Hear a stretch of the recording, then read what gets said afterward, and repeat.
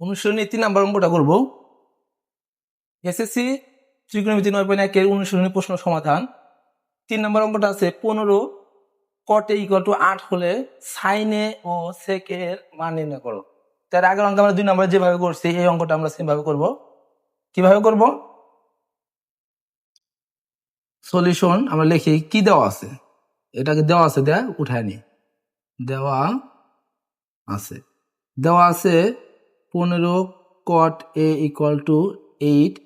এখান থেকে যদি আমরা কটে রাখি, কটের মান বের করি, এই যে 15টা আছে কটের সাথে কি অবস্থায়, গুণ অবস্থায় আছে, এইটাকে আমরা ওই পাশে পাঠালে কি হয়ে যাবে, সেটা ভাগ হয়ে যাবে।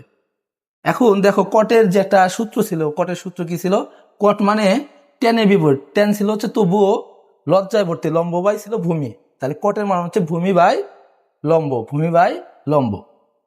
এখানে আমরা তাহলে লিখি ভূমি বাই লম্ব, ভূমিকে আমরা কি বলতে পারি, সন্নিহিত বাহু বলতে পারি, সন্নিহিত বাহু। এবং এটাকে আমরা কি বলতে পারি,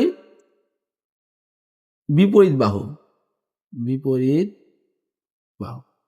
আমরা ভূমিটাকে বলি সন্নিহিত বাহু এবং লম্বটাকে বলি বিপরীত বাহু। আমাদের কটের সূত্রটা ছিল যে ভূমি ডিভাইডেড লম্ব, সেটা লিখে নিলাম। এখন এটাতে আমরা একটা চিত্র আঁকাবো। কি আঁকাবো?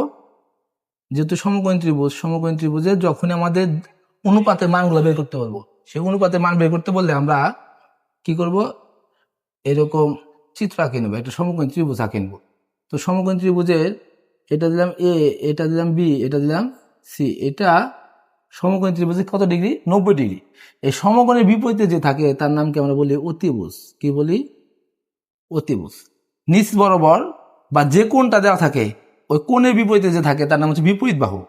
কোণটা দেওয়া আছে এ, তাহলে এ কোণের বিপরীতে যেটা আছে তার নাম হচ্ছে কি, বিপরীত বাহু, বিপরীত বাহু।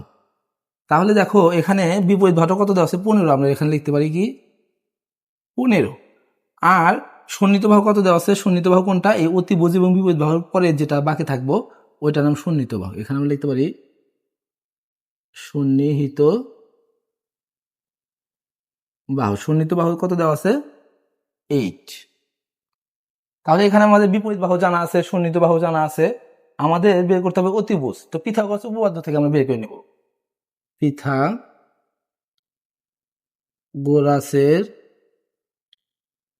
উপপাদ্য অনুসারে পাই। পিথাগোরাসের উপপাদ্যটা কি ছিল, যে অতিভুজ স্কোয়ার ইকুয়াল টু, সরাসরি আমরা লিখবো যে অতিভুজ ইকুয়াল টু √, সন্নিহিত বাহু স্কোয়ার প্লাস বিপরীত বাহু স্কোয়ার, সন্নিহিত বাহু স্কোয়ার প্লাস বিপরীত বাহু স্কোয়ার। তাহলে এই সন্নিহিত বাহু কত দেওয়া আছে, সন্নিহিত বাহু দেওয়া আছে 8, তাহলে এই জায়গায় আমরা 8 তুলি, স্কোয়ার দিই, প্লাস বিপরীত বাহু কত আছে 15, এখানে 15 তুলি, স্কোয়ার দিই। এখন এখানে 8 এর স্কোয়ার করলে কত হয় 64, আর 15 স্কোয়ার করলে কত হয় 225। এটাকে যদি আমরা যোগ করি তাহলে সে 289, কত আসে 289। এই 289 কি রুট করলে কত আসে, √289 আসে 17। তাহলে এখানে আমরা লিখতে পারি 17। এই যে আমাদের 17টা বেরোলে কি বেরোলো, অতিভুজ বেরোলো, এই জায়গায় আমরা লিখবো 17। এই যে সবগুলো মান আমরা পেয়ে গেছি, সন্নিহিত বাহু, অতিভুজ, বিপরীত বাহু। এখন আমাদের যতগুলো অনুপাতি বের করতে বলুক আমরা বের করতে পারবো। অনুপাত আছে 6টা, তার ভিতরে একটা দেওয়া আছে, আর এখানে বের করতে বলছে 2টা। আমাদের যদি বাকি 4টা বের করতে বলে আমরা কিন্তু তাও পারবো। তো এখন যেহেতু 2টা বের করতে বলছে আমরা 2টাই করি, এটা মুছে দিই। আমাদের বের করতে বলছে সাইনে, কি বের করতে বলছে, সাইনে। সাইনে মানে কি, সাইনে যে আমাদের একটা বাংলা সূত্র আছে সেটা মুখস্থ করতে হবে। সাইনে মানে আমরা জানতাম যে লম্ব ডিভাইডেড অতিভুজ, তাহলে লম্বকে আমরা কি বলি, বিপরীত বাহু। তাহলে এখানে আমরা লিখি বিপরীত বাহু ডিভাইডেড অতিভুজ। বিপরীত বাহু কত দেওয়া আছে 15, আর অতিভুজ কত দেওয়া আছে 17। তাহলে এই যে আমাদের সাইনের মানটা বের হয়ে গেল। এখন পরবর্তীতে আমাদের কি বের করতে বলছে, সেকে বের করতে বলছে। সেকের জন্য আমরা লিখবো সেকে ইকুয়াল টু সেকের একটা সূত্র ছিল, সে হচ্ছে কসের বিপরীত। কস কিন্তু ছিল ভিতু অতি, মানে ভূমি ডিভাইডের অতি। আর সেকটা তার উল্টা, ভূমি ডিভাইডের অতি ছিল, এটা এখন হবে অতিভুজ ডিভাইডেড ভূমি। তাহলে আমরা উপরে লিখতে পারি অতিভুজ, অতিভুজ ডিভাইডেড ভূমি। আর ভূমি কোনটা?